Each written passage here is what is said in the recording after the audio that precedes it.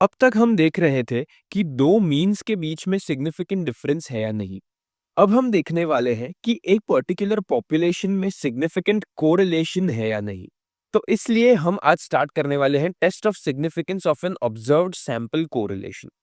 तो इसके लिए हमारे पास एक फॉर्मूला है T value again is equal to this upon square root of 1 - this square. अब ये मैं जो दिस बोल रहा हूं वो क्या है? ये है कार्ल पियर्सन्स कोरिलेशन कोएफिशिएंट। अब मैंने ये पूरा टॉपिक कोरिलेशन में बहुत डिटेल में कवर करवाया हुआ है। अगर आपको वो जाके देखना है then you can definitely check it out. मैंने वो प्लेलिस्ट में इंक्लूड किया हुआ है।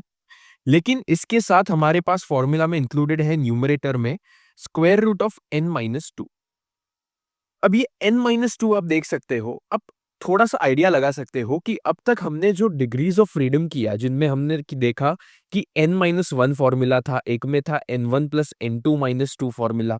लेकिन इस पर्टिकुलर केस में जब आपको कोरिलेशन का सिग्निफिकेंस फाइंड करना है, इस केस में आपका डिग्रीज ऑफ फ्रीडम जो है वो हो जाता है n-2। तो ये आपको खास ध्यान में रखना है while you are looking at the table T values. Table T values देखते वक्त डिग्रीज ऑफ फ्रीडम बहुत काम आता है। ये दो ही चीजें हैं जो आपको ध्यान में रखनी है, क्योंकि इसके न्यूमेरिकल्स यूजुअली 2.5 मार्क्स के वर्थ होते हैं। 5 मार्क्स के भी वर्थ नहीं होते क्योंकि इसका लेंथ इतना ज्यादा नहीं होता। सबसे पहला न्यूमेरिकल हमारे पास है a random sample of 27 pairs of observations from a normal population gave a correlation coefficient of 0.6। अब इसमें आप क्या देख सकते हो, यहां पर आपको 27 पेयर्स ऑफ ऑब्जर्वेशंस दिया है। अब ये 27 पेयर्स दिया हुआ है, यही रीजन है कि आपका डिग्रीज ऑफ फ्रीडम n-2 हो जाता है, नॉट n-1। आपको कभी भी अगर कोरिलेशन का आप कोई भी न्यूमेरिकल देखो टी वैल्यू के लिए, तो उस केस में आपके पास हमेशा ये ऑब्जर्वेशंस पेयर्स के फॉर्म में ही होंगे, no doubt about it. Okay, आपको दिया हुआ है apply T test to find whether the correlation is significant. तो ऑब्वियसली हमारे पास सबसे पहले तो नल हाइपोथेसिस हो जाएगा, there is no significant correlation in the population. और अब हमारा ऑल्टरनेटिव हाइपोथेसिस हो जाएगा there is significant correlation in the population. अब यहां पर आप देख सकते हो कि जो डिफरेंस था, नो सिग्निफिकेंट डिफरेंस जो हम लिख रहे थे अभी तक नल हाइपोथेसिस के लिए, वो यहां पर नो सिग्निफिकेंट तो यहां पर प्रेजेंट है, नो सिग्निफिकेंट ये वर्ड। लेकिन यहां पर डिफरेंस के बदले हमें हमारे पास वर्ड आ जाता है कोरिलेशन, नो सिग्निफिकेंट कोरिलेशन। यही डिफरेंस है मेनली हमने जो अभी तक के सभी न्यूमेरिकल्स किए हैं उनमें, और कोरिलेशन का न्यूमेरिकल जो है टी टेस्ट के लिए उसमें।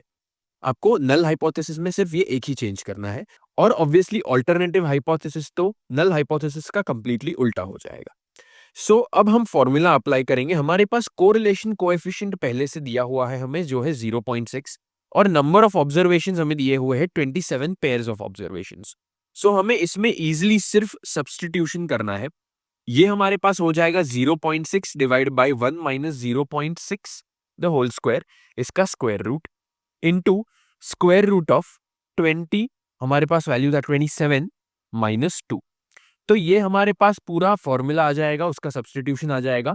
और अगर आप ये पूरा सॉल्व करो तो आपको वैल्यू आ जाएगी 3.75। ये है आपकी कैलकुलेटेड टी वैल्यू 3.75। अब आपको डिग्रीज ऑफ फ्रीडम फाइंड करना है फर्स्टली, क्योंकि आपको टेबल टी वैल्यू देखनी है। डिग्रीज ऑफ फ्रीडम आपका हो जाएगा ऑब्वियसली 27 - 2, जो कि n-2 से लिया गया है, जिससे कि आपका वैल्यू आ जाएगा 25। अब आप क्या कर सकते हो, अब आप यहां पर देख सकते हो कि आपको टू टेल्ड टेस्ट ही लेना है, क्योंकि सिर्फ आपको वेदर कोरिलेशन है या नहीं वो देखना है। तो two tail T test 5% significance level देखना है आपको, क्योंकि यहां पर मेंशन नहीं किया हुआ पर्टिकुलरली कि कितना सिग्निफिकेंस लेवल है, हम बाय डिफॉल्ट वो ही लेंगे। और आपके पास डिग्रीज ऑफ फ्रीडम है 25। आप ये टेबल में जाओगे अगेन, यहां पर आप देखोगे डिग्रीज ऑफ फ्रीडम 25 के लिए टू टेल टी टेस्ट में 5% सिग्निफिकेंस लेवल पे क्या वैल्यू है? आपके पास वैल्यू है 2.060। ये है आपकी वैल्यू 2.060, यानी कि 2.06 बेसिकली।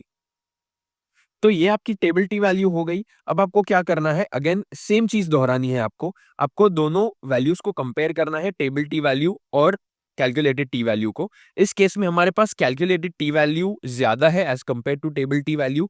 इस वजह से हमारा नल हाइपोथेसिस रिजेक्ट हो जाएगा, इस वजह से हम कंक्लूजन में ये लिखेंगे, since calculated t value is greater than table t value, null hypothesis is rejected at 5% significance level.